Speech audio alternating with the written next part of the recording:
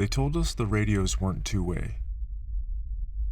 They said that confidently, like it had been rehearsed. They were lying.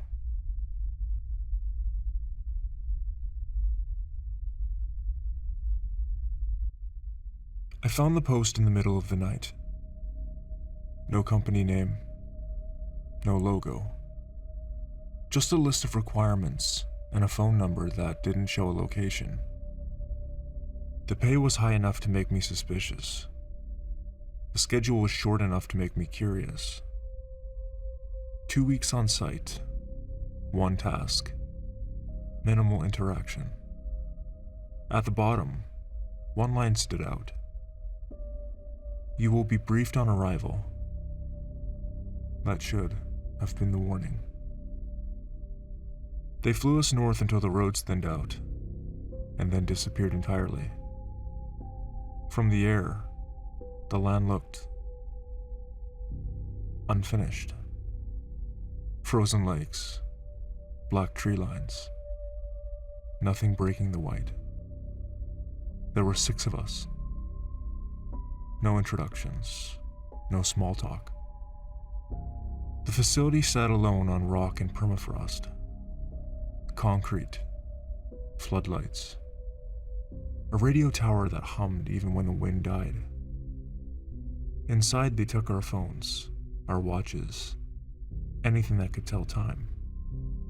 That's when one of us asked the first real question. What exactly are we monitoring? The man running orientation didn't answer right away. He slid a single page across the table.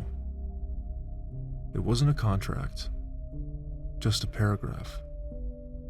If you hear your name spoken over the radio, do not respond. Do not acknowledge it. Do not indicate you heard it. This rule only applies once. Someone laughed, nervous, reflexive.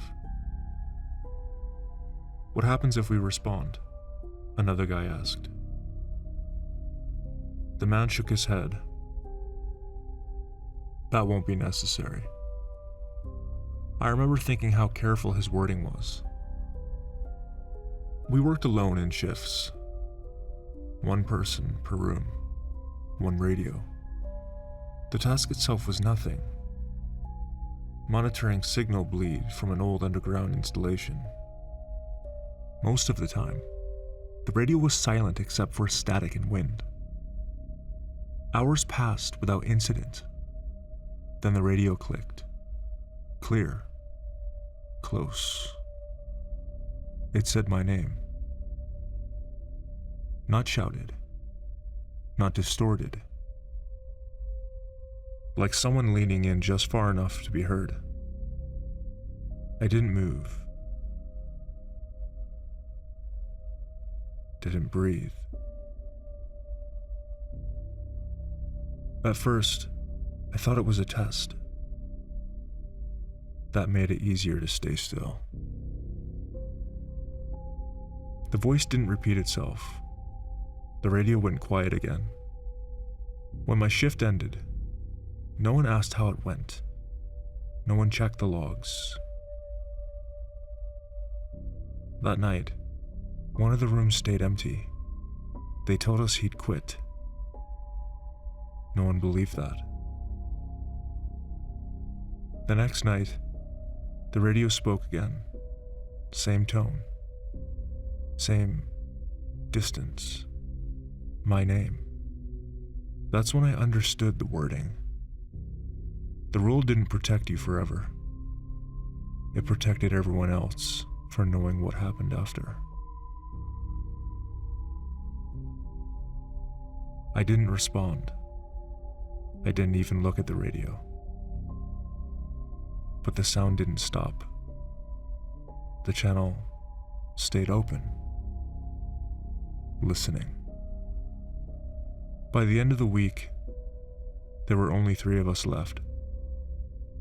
No explanations. No announcements. Empty rooms. Unclaimed gear. When I asked what the installation used to be, the supervisor finally answered. It was designed to listen, he said, not to speak. Then he added, we never taught it what a voice was supposed to sound like. That was the first honest thing anyone told us. On my final night, the radio clicked on without static. No wind. No background noise. Just breathing. Then my name. Spoken exactly the way I say it when I'm alone. That's when I understood why the rule only mattered once. Because the second time, it already knows you're listening. I didn't respond. I never said a word.